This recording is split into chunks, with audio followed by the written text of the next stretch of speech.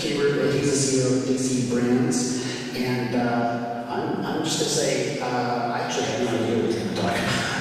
But I know it's going to be good because he's one of the smartest guys in the industry, and he's really ahead of the 8 ball in figuring out where these brands are going, because that's where the big stuff's going to happen. So let's hear it for Tripp Keber.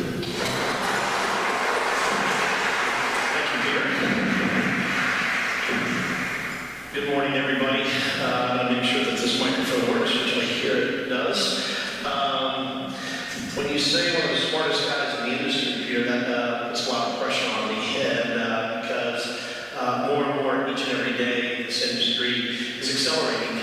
And before I get into my keynote speech, I just want to acknowledge Rocky's Venture Club, and specifically the Cannabis Capital Summit 2.0. This is the second year that we as a company, that I as an individual, been involved in this. And like all things in the cannabis industry, these conferences, these events are evolving. And I'm incredibly honored and privileged to know how busy your time is. And I'm going to use that wisely. I intend to sit up here for a few minutes, probably no more than about 40, which is the time allotted, to really talk about the state of the cannabis industry 2.0. So everybody knew what took place on January 1st, 2014 here in the state of Colorado. Legalization of adult use marijuana, what the state calls recreational marijuana. And we're going to talk a little bit about that today, but when you ask me to present and you say, I don't know, what do you think you should talk about, Tripp? Who knows what you're going to get? So we're going to talk a little bit about adult use marijuana, specifically what's taking place, not only here in the United States, but around the globe. It is an intergalactic opportunity. But we're going to talk about specifically what's taking in the investor space. And many of you who presumably are accredited investors are watching that very, very closely. So where are we 18 months later? Well, first and foremost, I think we as an industry are in a much better place than we were on December 31st, 2013. In the state of Colorado in 2013, we did about $350 million as an industry under the medical marijuana regime. In 2014, we as an industry, including both medical marijuana and adult use, did over $700 million. So let's quickly give ourselves a round of applause for that. That's what we call a twofer. And with that, we created approximately 11,000 to 12,000 jobs, what we call direct to the plant. We generated tens of millions of dollars, exactly $76 billion in the state of Colorado, which went right to the state's bottom line. Taxes, jobs, revenue, wealth creation. That's what has taken place over the last 18 months. And for I as a business owner, potentially you as an investor, that's exciting. But for the next 15 minutes, you're going to hear what Joe always likes to call Angry Tripp. And Angry Tripp is kind of an alter ego, because generally I'm incredibly excited. I have on occasion that irrational exuberance. I must, what we call delusional confidence, is one of my personal qualities or characteristics. But Angry Tripp doesn't like what he's seen on occasion. Because in 2014, although it was wrought with opportunity, we all are familiar with the terms like green rush, we all heard the terms irrational exuberance. Many, many people flooded into this industry to make that quick dollar. I'm going to ask just a moment, a little bit of audience participation. It's one of my favorite things. Who made an investment in the marijuana industry in 2014? Raise your hand. Relatively small amount of people. I'm willing to bet that the next question is either going to provide a much smaller pool. But who actually made money as an investor in 2014 in the cannabis space? One. Everybody get this woman's name and number, because we're going to want to talk to her afterwards. It is you, man, that should be standing up on the stage providing the keynote. NMJ Business Daily just a few months ago put a powerful graph, and notorious for the graphs. In 2014, $2.3 billion were lost in penny stocks alone associated with the cannabis sector. Can anybody comprehend that? $23.3 billion, over $20 billion lost in the cannabis sector associated with penny stocks. Oh, and by the way, our industry grew from 1.5 to $2.7 billion. So you have a net loss of $23 billion in penny stocks, but almost the industry doubled. We should be scratching our heads what that means. So for those of you that have not made money, I guess the good news is if you haven't lost that money, you're in better shape than most. Because the industry has been devastated when you talk about those penny stocks, those OTCs, those non-reporting companies. Marijuana is not investing or even entrepreneurship for the faint of heart. We talk about that delusional confidence. You must have that. This industry is wrought with opportunity. There are hedge funds, there are high net worth individuals, there are potentially even institutional investors that are exploring this industry, and they're just barely putting their toe, just dipping their toe in the water.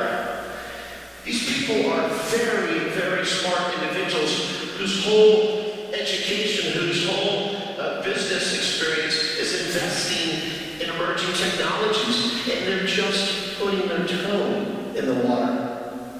What does that say to the astute investor? Caveat emptor, buyer beware, be very, very careful.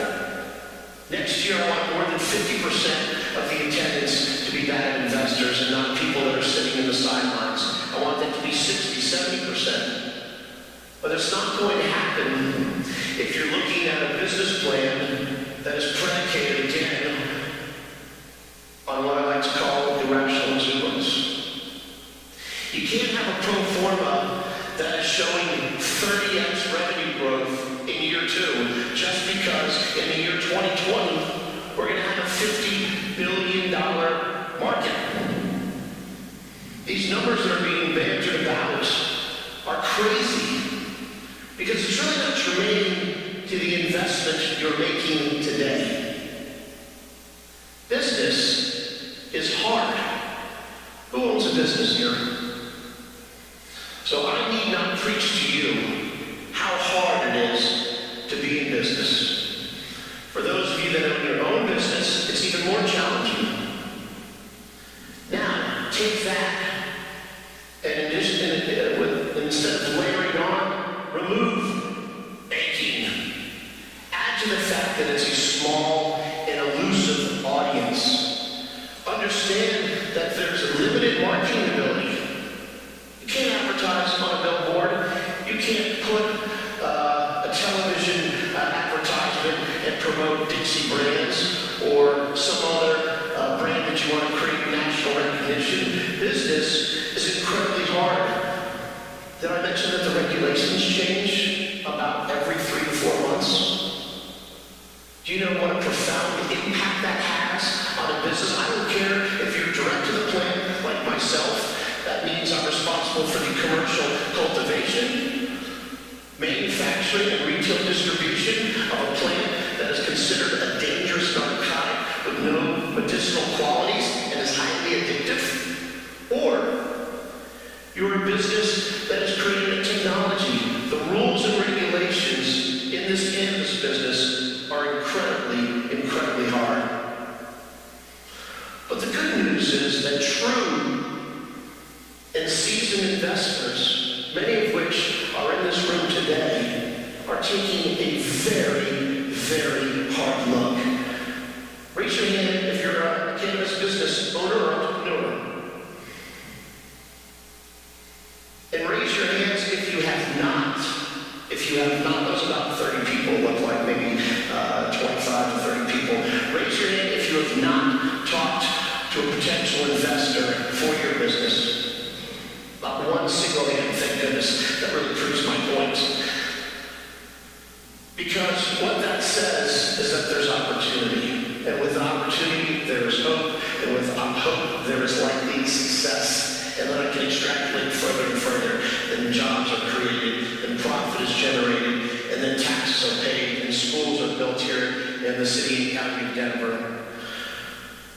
But those business plans that you all are creating, and for those of us who are presenting the background today, they have to be real. They have to be real pro formas. They have to have legitimate goals, not these pie-in-the-sky ambitions that you take the dart and throw it into the board and you just hope you hit the wall or the target. If not, you just draw a bigger circle and say, that's what my valuation is going to be.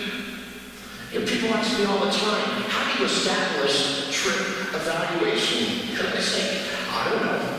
I mean, the reality is evaluation is what I'm willing to sell it for and what you're willing to buy it for, right? Because that's the end of the equation. Buyer, seller must agree, and that's what evaluation is. So I can put $1 billion valuation for my company, but if I don't have a buyer for it, I'm just teasing myself. And ultimately, frustrating those around me and potentially doing harm to what I believe is the greatest industry that this country is going to see, certainly in the last 15 years. I know this because I've literally lived it for the last 18 years. And I know what Dixie's brand is valued at. And I'll be honest with you, on occasion it is sometimes difficult to be modest. It is difficult to be humble. It is difficult to show humility because every single day we have the honor, the privilege of representing you in this room and doing some story. Just yesterday, I think we did 3 interviews, approximately, talking about our expansion. And with that comes a lot of pressure. And it is a privilege to do that. But the last 18 months for my company, you know, we call it the year that was Dixie. Man, those were humbling days. Because I'm guessing that I've been asked to step up here on stage to provide this keynote speech because people know our brand or maybe even know who I am. We're respected within the industry. Well, shoot, maybe I had somebody a favor. I'm not really sure why I'm up here, but I'm honored, Peter, so thank you.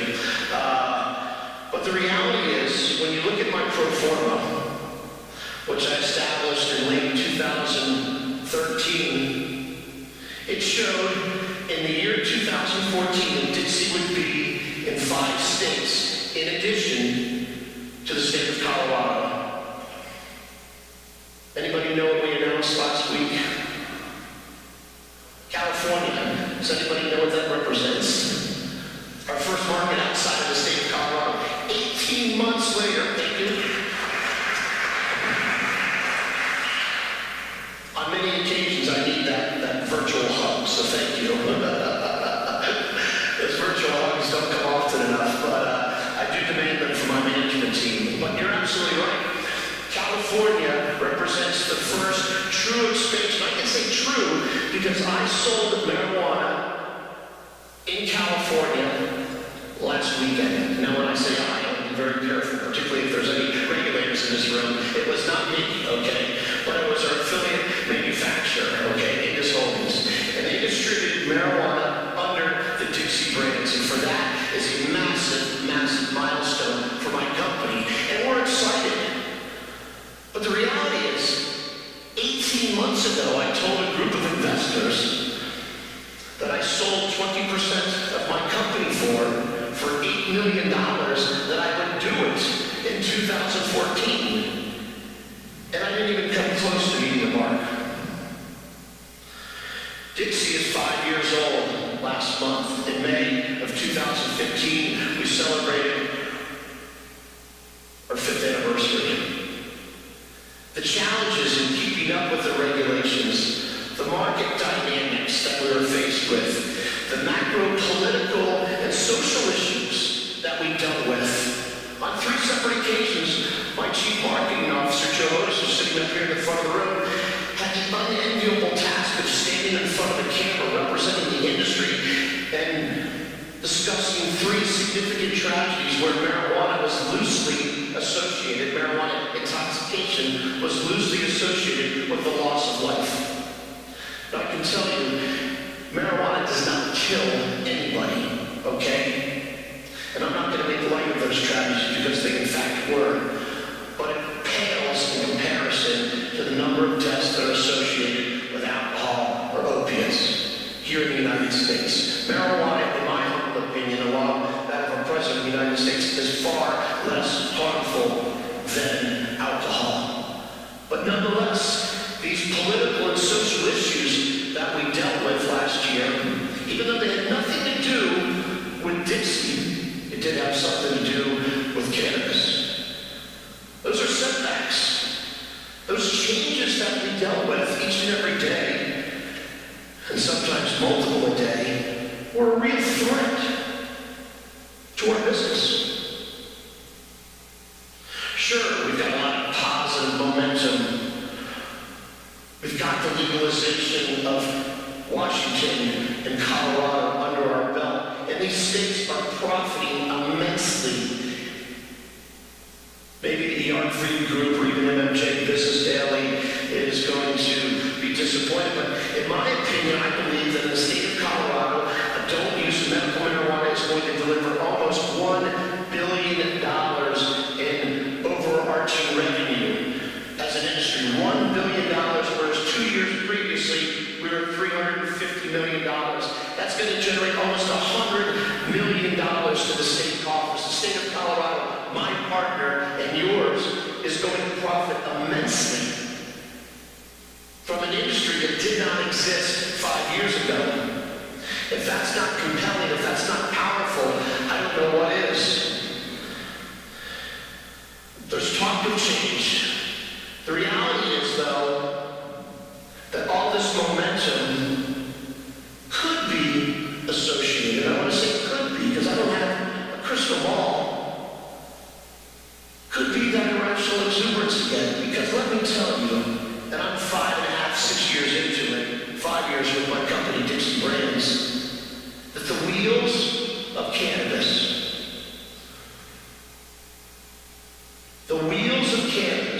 turn really, really slow.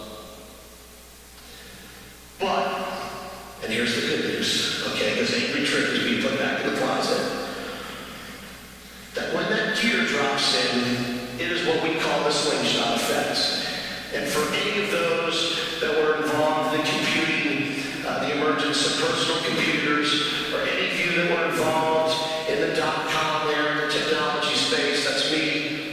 Man, when that gear dropped in, you can use the euphemism of tiger by tail, or hanging on for your dear life, or a rocket ship. But literally, that is what I feel each and every day. And although on many occasions, most days, because of that delusional or supreme confidence, I mean, I'm kidding most days, but there are some days where I'm frightened because I don't have that crystal ball, and I'm not sure where that Indian is behind the next tree.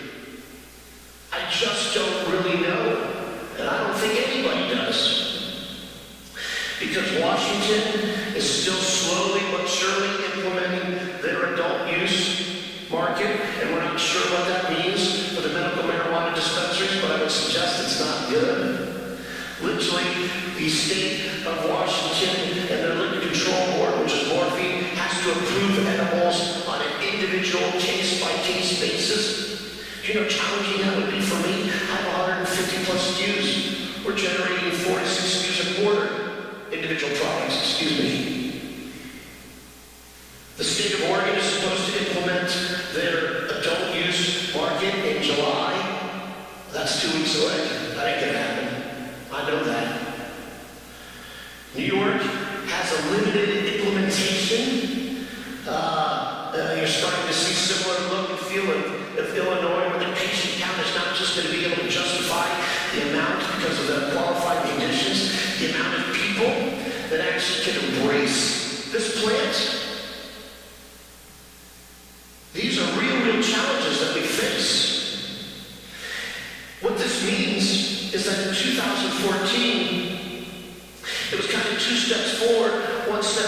sure we have half the United States today, 169 million people live in states that have access to both adult use and medical marijuana. Half of the United States, and in less than a year, we're probably going to add another 25 to 30%. We have 27 states, 5 of which are basically adult use, if you include the District of Columbia. We are going to legalize marijuana in California, in Arizona, in Nevada, in Massachusetts, and a few other small states. You're going to have close to 70+% of the United States population. Where is that tipping point? I don't really know, but I'm suggesting we're getting close. And so you have all this momentum, but again, the pace at which we're growing as an industry, and me as a company, is not as fast as I'd like it to be, because we're 18 months behind. The reality is that the good news is we can make it up. And I believe that. Because the industry, and specifically the regulators, should put the political and legal issues aside, because we are human beings. The momentum, I'm going to make it simple. Marijuana went mainstream in 2014. Does everybody believe that? I do. That's right.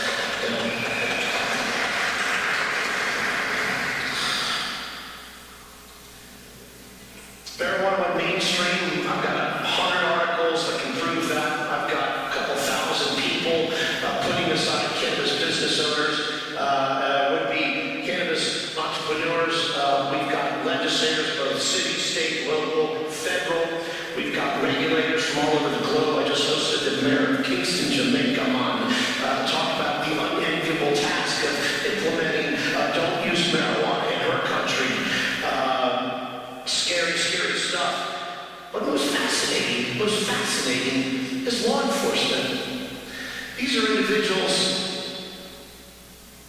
should have been put me in jail 3 years ago for the possession of marijuana. These are people that are coming to our state to see what we are doing, to truly peel back layers of the onion and understand what this scary plant means to society, because they understand that marijuana's gone mainstream, and so too do I.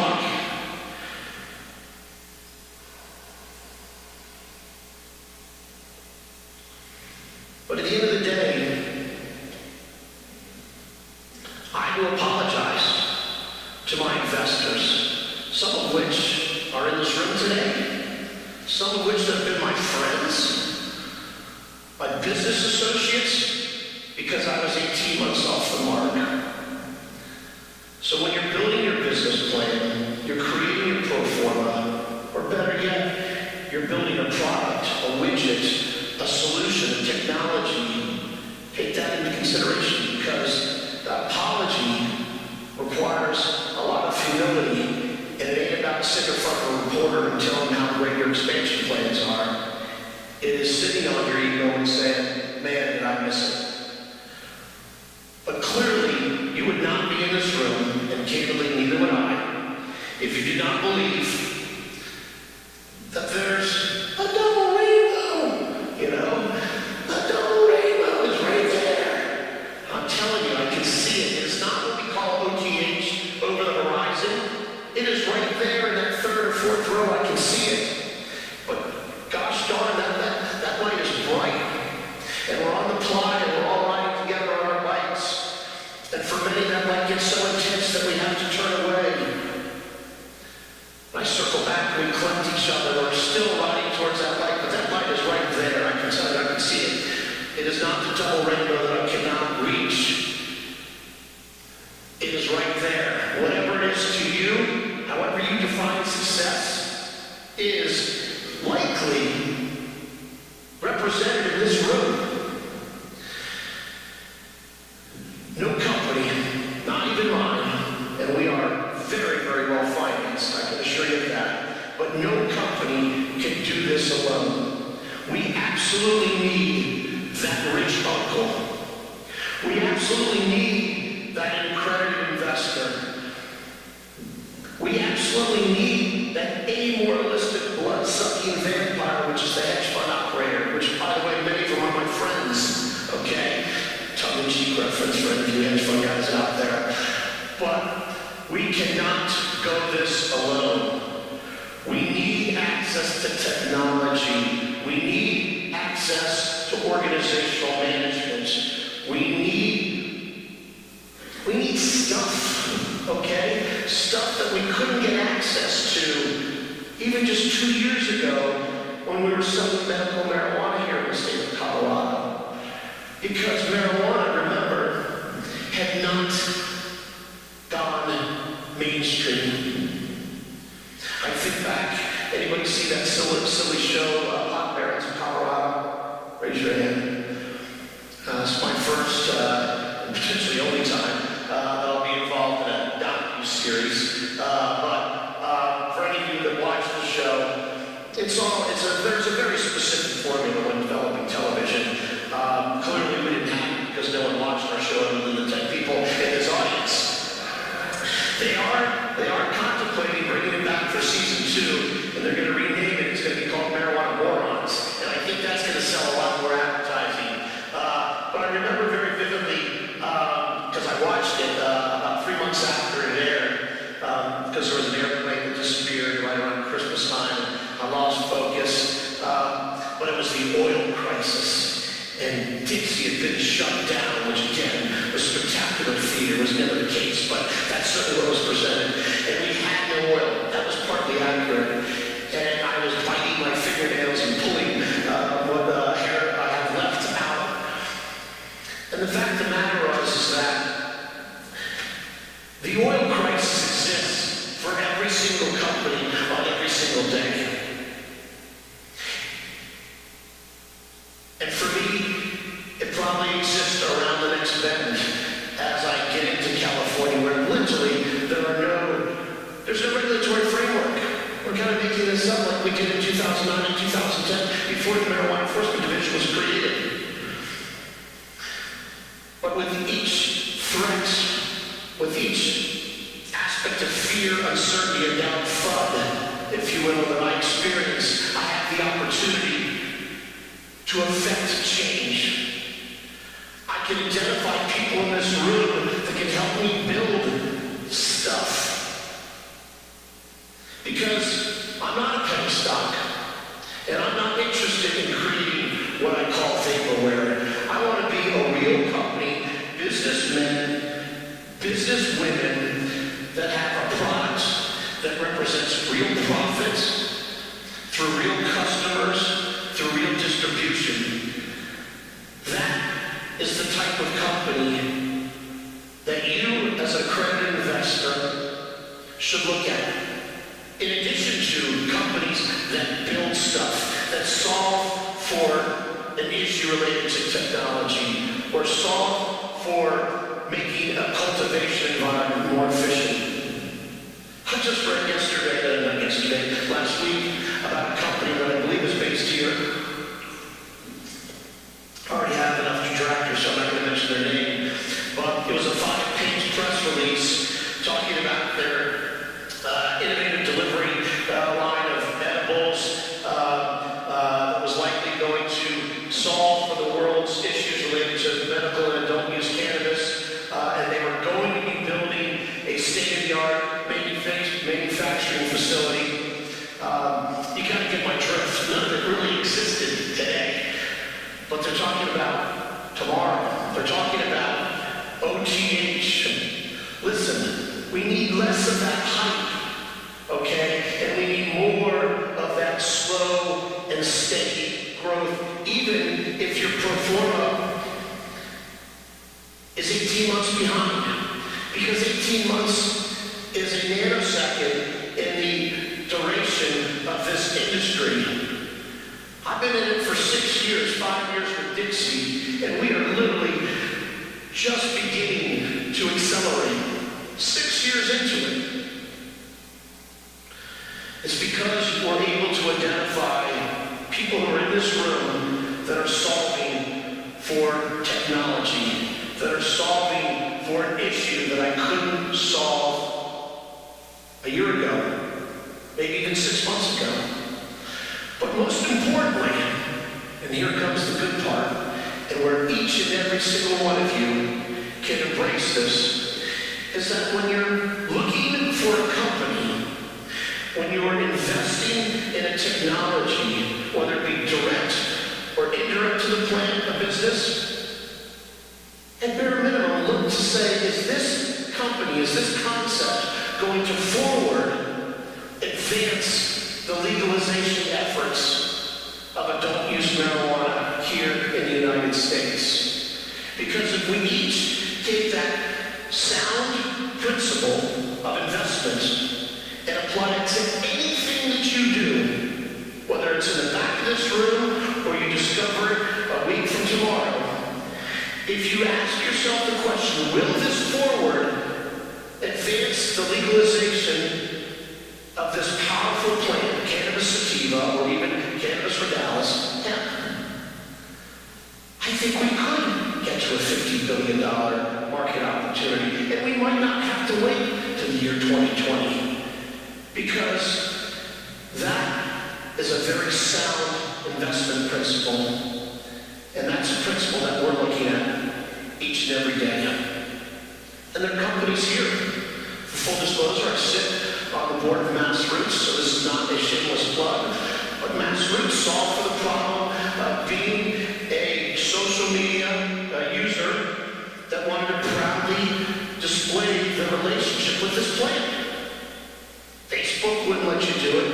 Instagram wouldn't let you do it. Google was limited from an ads perspective. Mass Roots stared down Apple and won. That is some powerful, powerful stuff. There are companies, technology companies like Hewlett Spectrum, which I have no vested interest in, that are solving through LED technology, creating a much more efficient way in which to grow marijuana. Kennedy Boulder, they're a sponsor here, right? Yes. Patrick Graham. I'm furious at him because he beat me to my own punch. That was my idea, Patrick. I wanted to create a weed incubator, okay?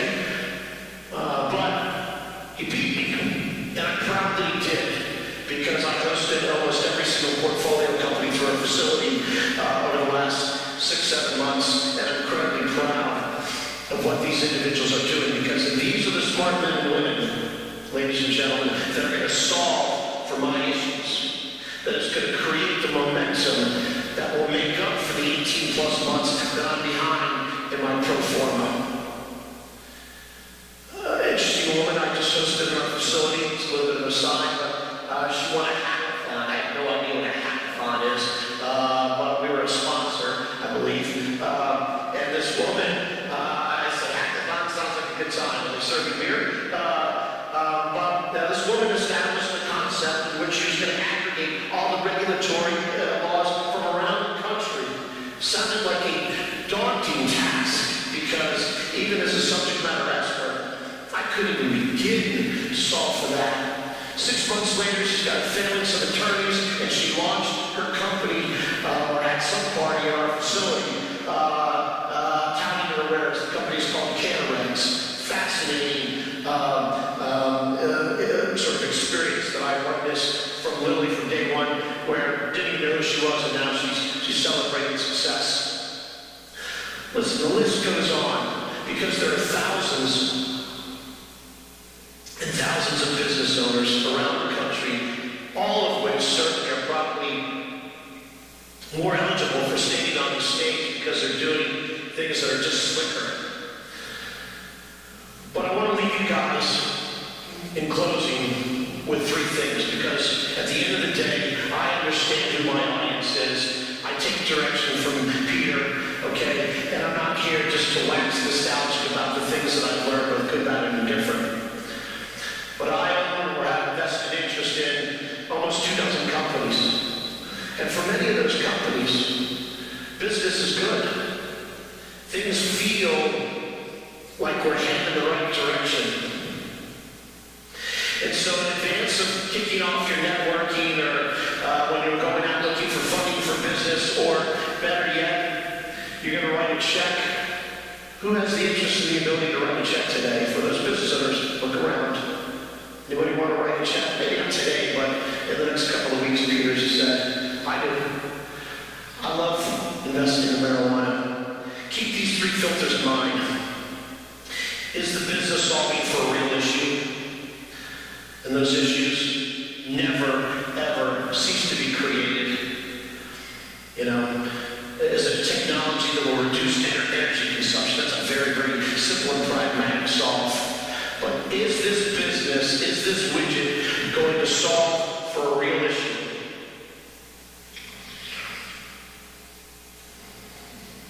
Are the numbers real? Will that individual who's sitting across the table from you today, can he or she truly justify that these numbers are real? Listen, I said 169 million Americans live in states that offer medical marijuana or don't use, they just access to marijuana, simply put. That does not mean that 50% of its citizens are going to use marijuana, okay? Colorado just put out a survey that said 14% of Colorado's population of 5.5 million people use marijuana. That was not 50%, that was 14%. So when you're extrapolating your numbers, take that into consideration. And lastly, I want to go back to what I talked about just a few minutes ago. Is does your investment will your investment act as a brand ambassador for Cannabis Sativa? Forget about my brand, forget about Candy Boulder, forget about Mass Roots.